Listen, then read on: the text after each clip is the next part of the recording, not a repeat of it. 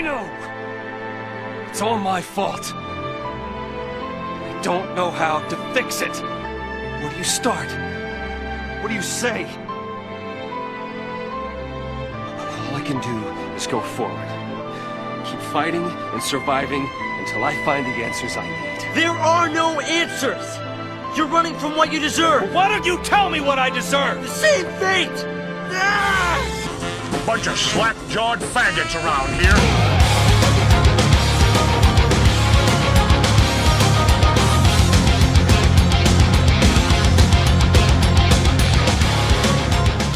Predator, simultaneously one of the most sincere sci-fi slashers this side of Alien, and a bicep-bending 80s action opus so manly the beard on your dick will grow a beard on its dick. And if you're the female persuasion, well, I'm afraid you'll spontaneously sprout 6 inches of salted salami. What do you think happened to Patricia Hernandez? We open the film and, you know what, fuck it. Soldiers, helicopters, mustache, Carl Weathers, Jesse Ventura, aviators, Schwarzenegger. Fuck! 18 hours ago, we lost a chopper, carrying a cabinet minister and his aide. Blah, blah, blah. Long story short, the entire mission of the film is to... Get to the chopper! As for the reason why Dutch and his team have been called the nondescript South American jungle number 3042, well, Predator answers that amorphous query the same way it answers anything the fuck else, with oily, throbbing biceps. We're fairly certain they're in guerrilla hands. So why don't you use the regular army? What do you need us for? Are you shitting me? Why call in Schwarzenegger circa 1987 in lieu of traditional ground troops? Because, motherfucker, the 2 strongest branches of the armed forces are both attached to Arnold Schwarzenegger. Because some damn fool accused you of being the best. Dylan! You son of a bitch!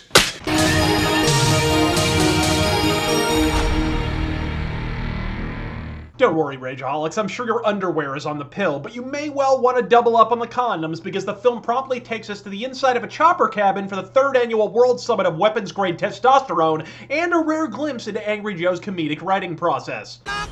Hey! The other day I went up to my girlfriend. I said, you know, I'd like a little pussy. She said, me too. Mine's as big as a house. See, she wanted a littler one because hers was as big as a house.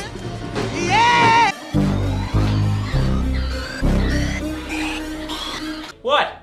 You act like you ain't never seen a grown man ride on Power Wheels before. Presented with the prospect of further Angry Joe humor or diving into a sweltering Amazonian jungle teeming with hostiles busily skinning their comrades alive, the choice is fucking clear. Never knew how much I missed this, Dutch. You never were that smart.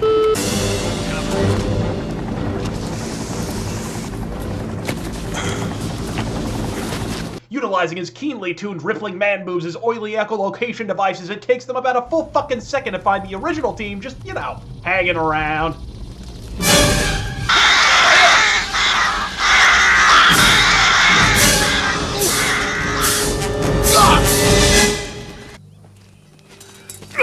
And there goes your PETA endorsement, and you may well want to make that double condom into a triple, because the scene this discovery provokes is as close to penetration as many of you will ever experience. We move. 5-meter spread. No sound. It's time to little painless up there.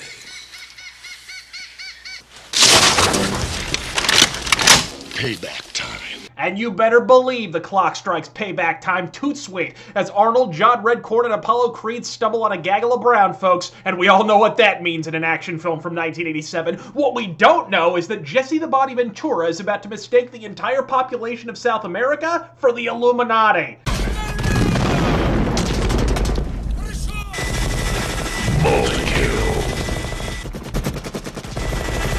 Rampage. Unstoppable. Holy shit. There's bodies flying, trucks erupting into plumes of fire, and more mustaches than a George Michael pool party. Some limberdick jabroni breaks the first cardinal rule of 80s action by not politely waiting his turn to die, literally sneaking the fuck up on a gun-toting Easter Island statue. The forecast for today, cloudy with a chance of one-liners. Yeah. Stick around. I Nice to see you. Some AK-brandishing cunt flap manages to wing Jesse the Body in the arm and escape with what remains of his fucking life, touching off an utterance of the manliest 6 words in the English fucking language. You're hit.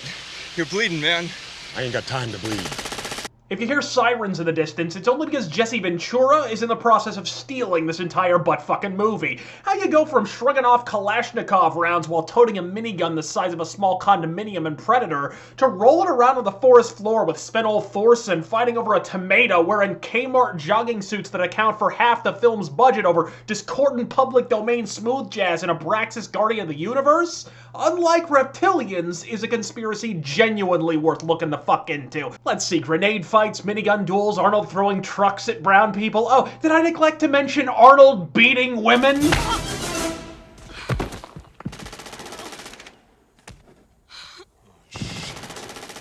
After drilling Selma Hayek like a housekeeper and learning that Major Mustache had been lying about setting them in there just to clear out some cranky Hispanics, they elect to drag her along as a hostage, you know, for reasons. The next solid 30 fucking minutes consist of Schwarzenegger, his team, and his triceps leering into the jungle like greased up pedophiles busily flaring their nostrils in unison. Salma Hayek runs for the border, which means it's high time for shit to get Predator.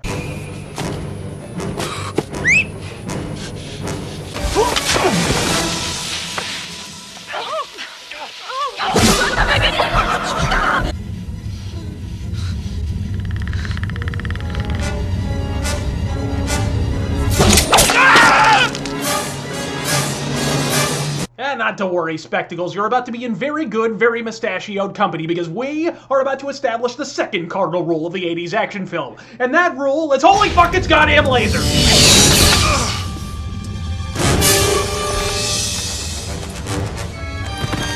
At which point the black dude Schwarzenegger impaled the fuck out of in Commando single-handedly cements the third cardinal rule of the 80s action film. Unless you are in fact Jesse the Body Ventura, to wield a minigun is to scream your ever-living nuts off.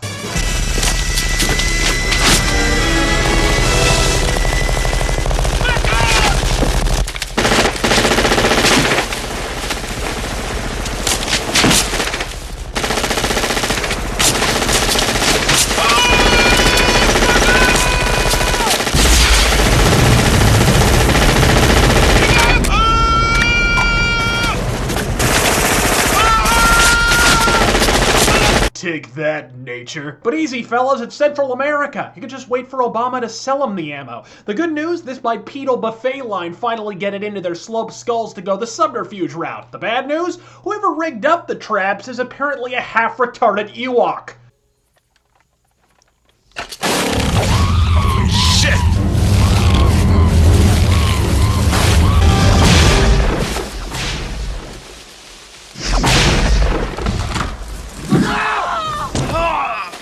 The self-preservation instincts of a motherfucking kamikaze pilot and a spasm of Sun Tzu-level strategic brilliance, the only two black guys in the ever-loving movie run off into the murder jungle together. Oh, this can only end well. Commando dude sets a land speed record for going from 0 to laser lobotomy, while Apollo Creed plunges mustache first in the Amazon. Sure, you're all alone, but hey, look at the bright side. At least you're still armed.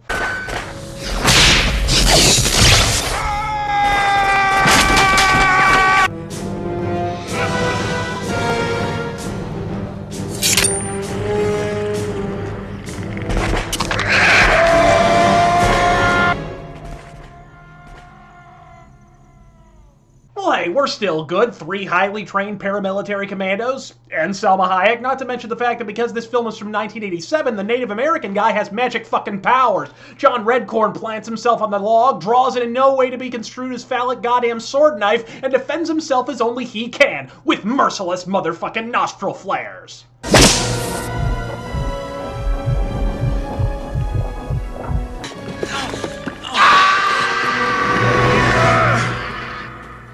I'm sure it's just a flesh wound, and anyway, you still got 2 highly trained paramilitary... 1 highly trained paramilitary commando with a plucky young Latina who will no doubt be instrumental to your survival.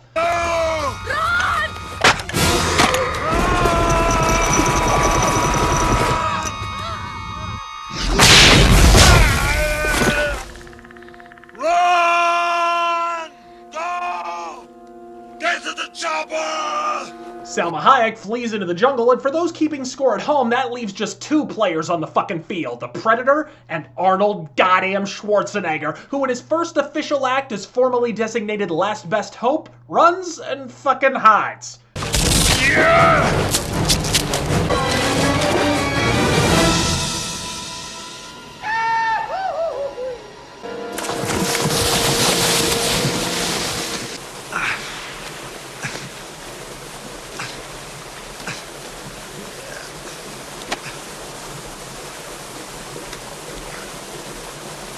For about 2 adjacent seconds. Freezing ass cold, covered from toe to titties in dirt and dog shit, Schwarzenegger backs into a small alcove, drops his head, and surrenders to his fate. There's just one catch. The Predator's AI was evidently programmed by Hideo Kojima.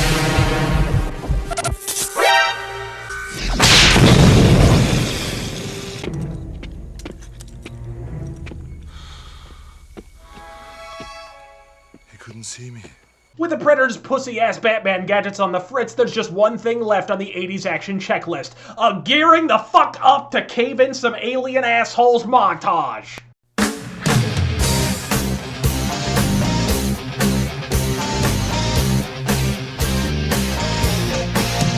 Hey, what makes a man? Is it the power in his hands? Is it his quest for glory?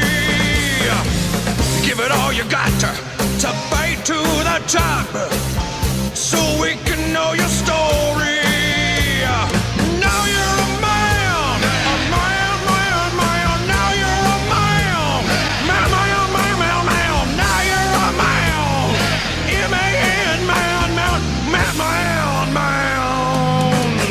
Culminating in the single manliest thing you can possibly experience this side of ingesting a deep-fried Charles Bronson testicle.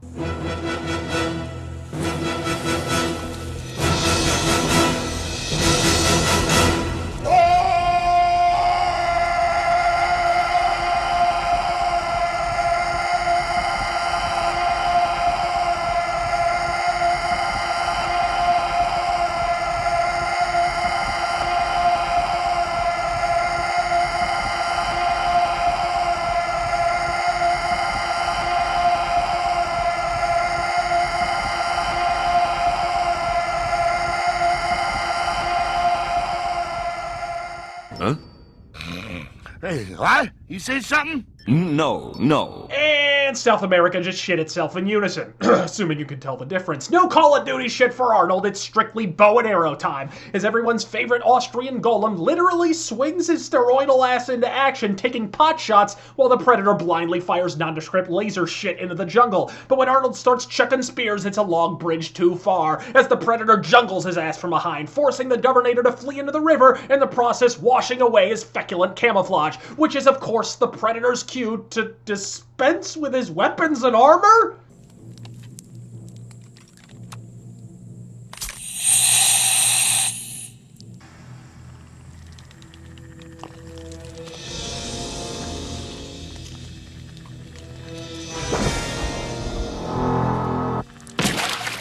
And so began the storied film career of Nancy Pelosi.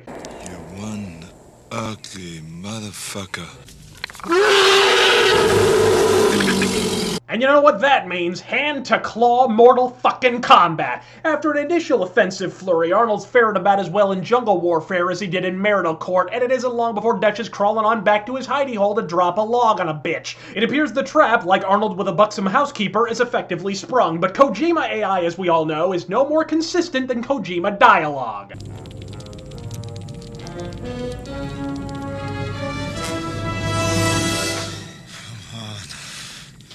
Come on. Do it. Do it!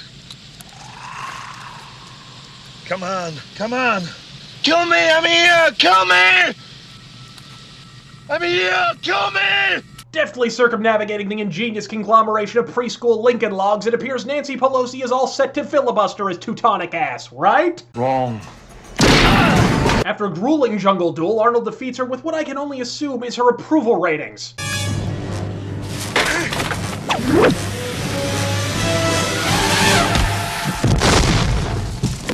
All but demolished, he hoists a nearby boulder, readies to strike, and then remembers there's no damage he could conceivably inflict that would be worse than what her plastic surgery has done already. Well, it's a good thing these acts of mercy never bite anyone in the ass. I will not yield to you.